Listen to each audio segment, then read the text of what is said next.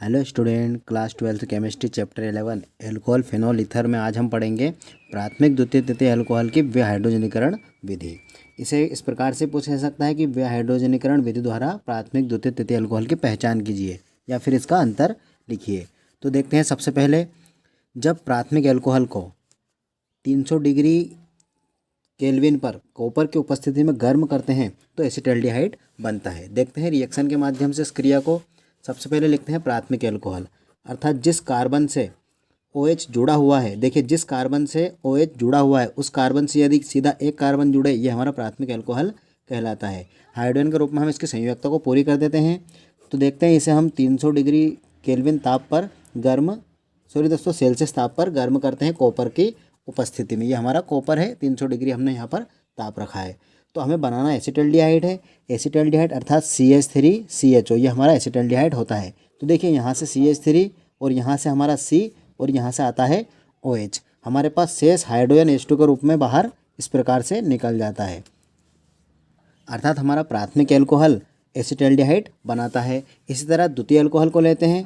तो देखिए, द्वितीय अल्कोहल अर्थात जिस कार्बन से OH जुड़ा हुआ है उस कार्बन से यदि इस प्रकार से दो कार्बन, ये एक कार्बन और ये दो, इस कार्बन से डायरेक्टली अगर दो कार्बन जुड़ते हैं, ये हमारा द्वितीय अल्कोहल बन जाता है। इसकी संयोजकता पूरी करते हैं। कार्बन ने एक, दो संयोजकता और एक इधर, तीन संयोजकता पूरी की है। यहाँ पर अब हम हाइड्रोजन को लिख देते हैं। इस तरह कार्बन की संयोजकता पूरी हो जाती है। ये हमारा द्वितीय अल्कोहल बन जाता है।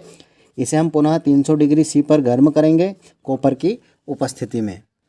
तो ये हमारा कीटोन का निर्माण करता है। कीटोन अर्थात कार्बन से अगर डबल बॉन्ड से ऑक्सीजन जुड़ा हो कार्बन की चेन में, ये हमारा कीटोन बन जाता है। आप इस कीटोन को इस प्रकार से भी लिख सकते हैं, CH3COCH3, ये हमारा कहलाता है कीटोन। तो देखिए, यहाँ से मैंने CH3 लिखा है। यहाँ से हमने कार्बन और इस ऑक्सीजन को लिखा है। पुनः हमारे पास दोनों हाइड्रोजन H2 के रूप में रिलीज हो जाते हैं।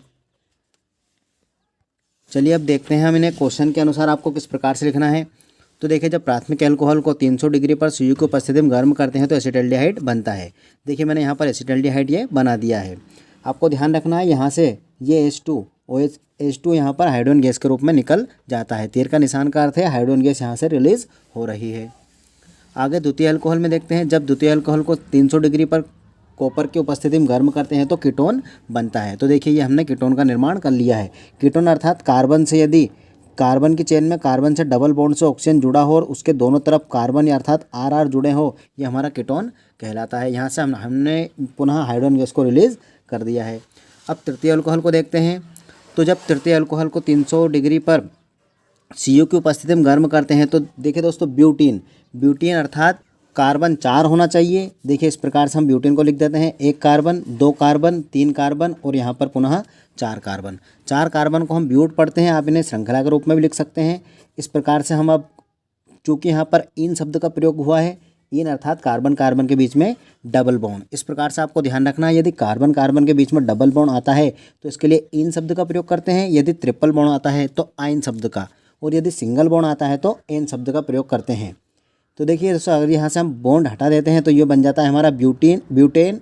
डबल बॉन्ड लगा दिया तो ब्यूटीन, और अगर ट्रिपल बॉन्ड लगा दिया तो ब्यूटाइन बन जाता है। तो देखिए, यहाँ पर हमने बनाया है तृतीय अल्कोहल, अर्थात जिस कार्बन से OH जुड़ा है उस कार्बन से इस प्रकार से 3 कार्बन जुड़े हुए हो, कॉपर लिया है, 300 डिग्री ताप लिया है। तो हमारा उद्देश्य रहता है इसमें ब्यूटीन बनाना, अर्थात 4 कार्बन और कहीं पर भी कार्बन कार्बन के बीच में डबल बॉन्ड होना चाहिए। ये हमारा कहलाता है ब्यूटीन।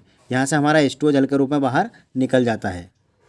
रिएक्शन में आप इसे समझ सकते हैं, CH3 यहाँ से लिखा गया है, कार्बन यहाँ से लिखा गया है। यहाँ से एक हाइड्रोजन और इधर से एक हाइड्रोजन इस ऑक्सीजन के साथ में H2 के रूप में बाहर रिलीज हो जाता है। चूँकि यहाँ पर एक हाइड्रोजन निकल चुका था तो यहाँ पर 2 हाइड्रोजन रह जाते हैं, वो यहाँ पर आकर जुड़ जाते हैं। वीडियो आपको पसंद आए तो शेयर, लाइक, सब्सक्राइब कर लीजिए। आप हमारे साथ में अपने नोट्स बनाते जाइए। धन्यवाद।